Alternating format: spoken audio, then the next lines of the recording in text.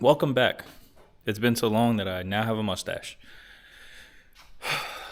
I say we because a lot of people have been helping me with the car and the engine.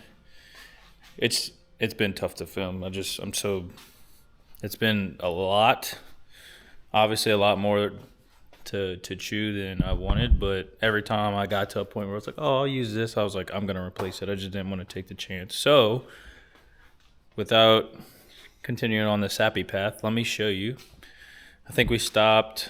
Man, I stripped out this intake manifold. We got super lucky. We didn't have to helicoil it. We just rethreaded it. We had a bolt that was, I think it was too long, and it just ripped the threads out. But now we're good. As you can see, we have this beautiful fuel rail radium 1050X kit on my polished looking valve cover. Got the Koruworks setup. Got some VQ coils with some adapters. Toge Factory pulleys. They look awesome, even though you're not gonna be able to really see them. Yeah, I mean, I got the lines. I'm just trying to figure out, my routes, where I want to put everything. But we're so close. We're so close. I say we because this is a big team thing for me. I'm not very good with a lot of this, and I'm learning a lot, but it's still very stressful. So right now I'm actually making some lines. So let me get that stuff situated. I'll show you. It's been a while since I did this, but I have done this before.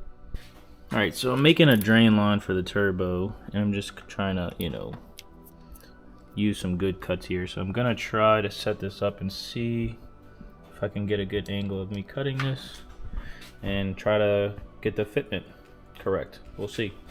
I'm not good at measuring things either, but again, gonna try. Gonna try with these shears first. I've never really used the shears, but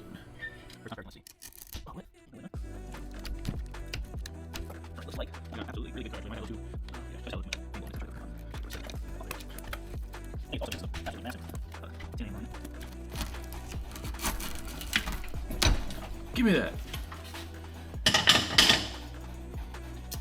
All right, we got it cut. Okay, now I got this situated. I'm gonna heat sleeve it, but one thing that I wanted to make sure is that I made the right cut, because there's a pretty good chance I didn't. Okay, yeah, that actually should be enough. All right, let's get this bad boy situated. All right, got the heat sleeve on there. See if I could. I saw this on. I'm not even gonna lie. I saw this on TikTok or Marketplace Messenger, whatever. But I'm pretty sure this will work. So I'm gonna give it a go. All right, what you do is you found a socket that fits the fitting, right? So take this off. And I didn't do it on the other side, but I just randomly remembered this. So I'm wondering if put that in there, right? Impact, reverse. Try to get this a little slack. And then what you do is try to move that around.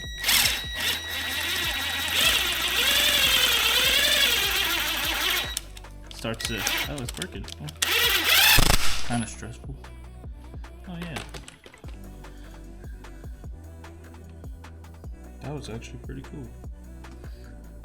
Actually seated in there pretty well. I'm gonna try to move it around a little bit though. Nice. All right, let's bring this over here. See if I could just get this to sit. I got these little magnetic jaws. They're really helpful. I haven't done this since my purple car in Nick's garage forever ago. They're like just little magnets, I guess, and they just stick to, what you need done. What I'm gonna do is try to open this up a little bit more.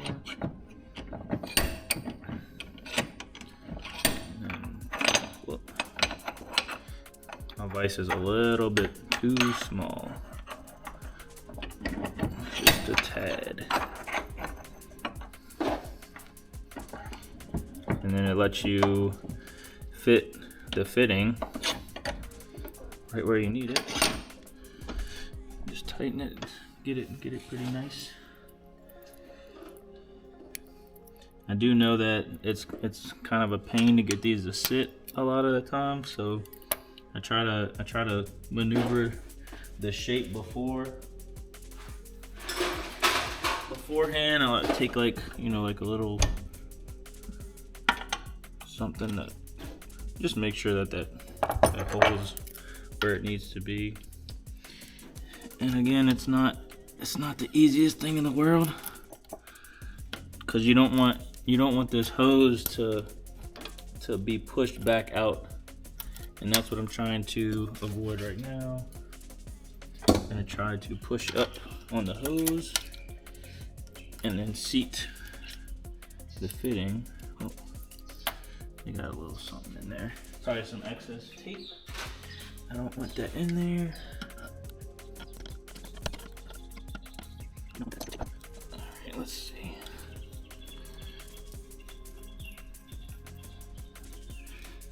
I can see where the hose is, but I still want to make sure that this doesn't bind up, so I'll spin it as I push down.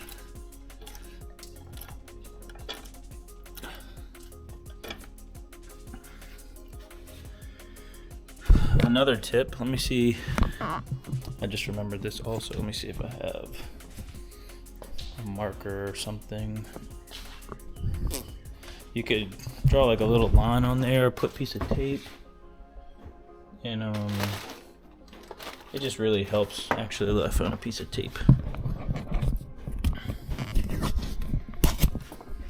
So what I'm gonna do is put the tape, just on the hose.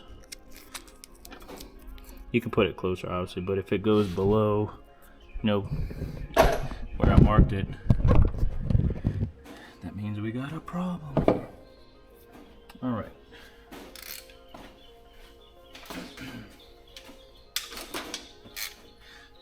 Let's see if we can get this bad boy on here. So far it seems to be going in, and I don't think it's pushing, but I'm gonna try to double check as I go here.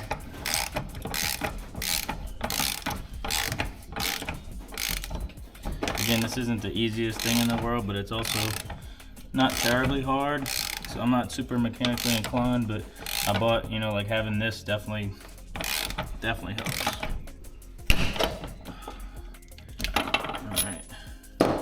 Knock the magnet off of there. Alright, let's see.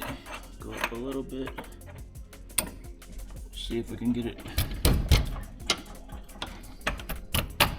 just a little bit straighter. And then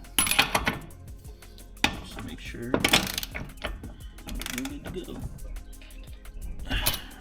Try to get it a little bit straighter.